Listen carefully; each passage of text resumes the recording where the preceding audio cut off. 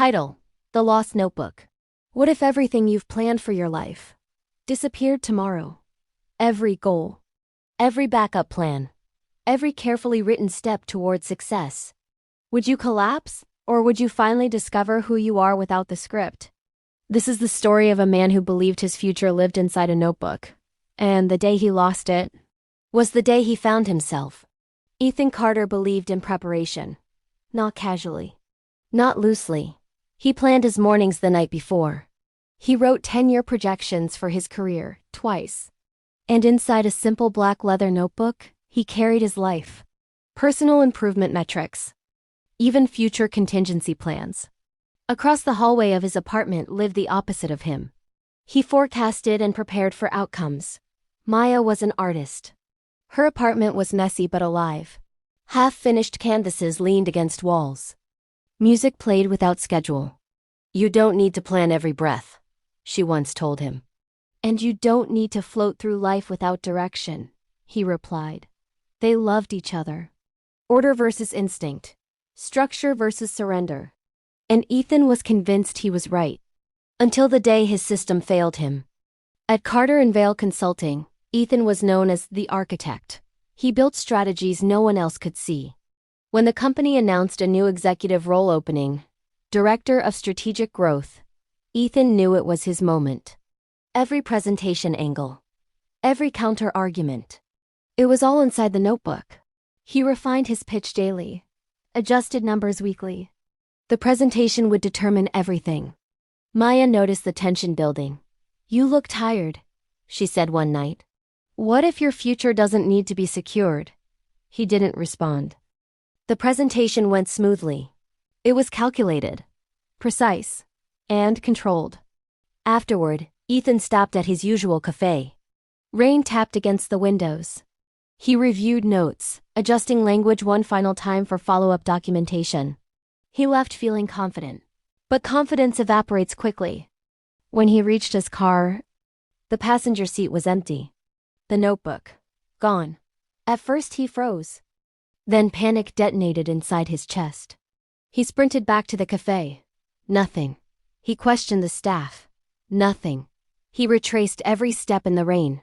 Nothing. 3 years of planning. Erased. He returned home soaked, trembling. Maya opened the door to see him standing. What happened? He couldn't answer. He collapsed onto the floor. "It's over," he whispered. "It's just a notebook," Maya said gently. "It's not just a notebook," he exploded. "It's everything." Maya sat quietly. Then she asked, "If your confidence disappears with a notebook, was it ever confidence?" He stared at her. Anger, fear, silence, dependence versus belief. He chose dependence. The days that followed were suffocating.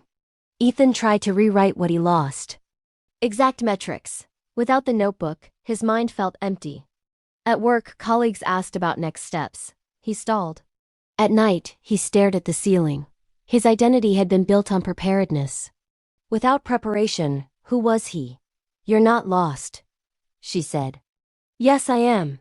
"No," she replied softly. "You're just unscripted." He hated that word. He had no choice. Sunday night. Blank screen. Blank mind. No notebook. No safety net.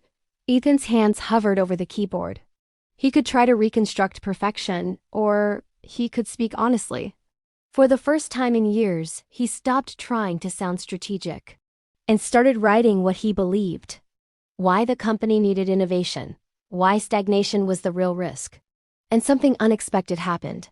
He felt alive, not polished, not perfect, but real.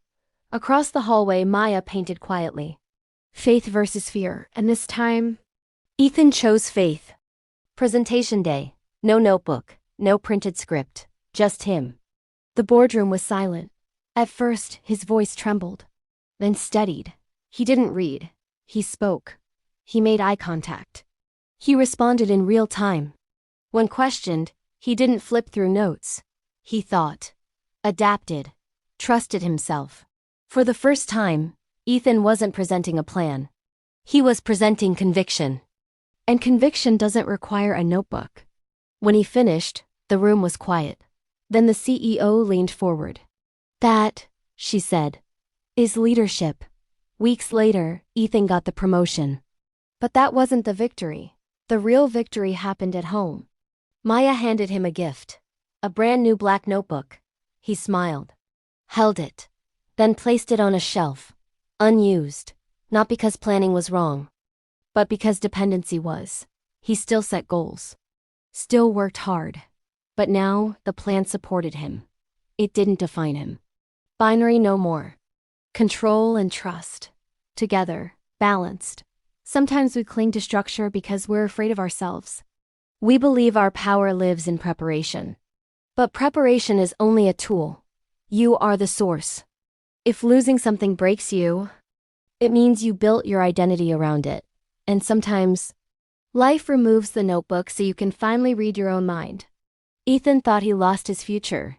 But what he really lost was the illusion that he needed permission to believe in himself.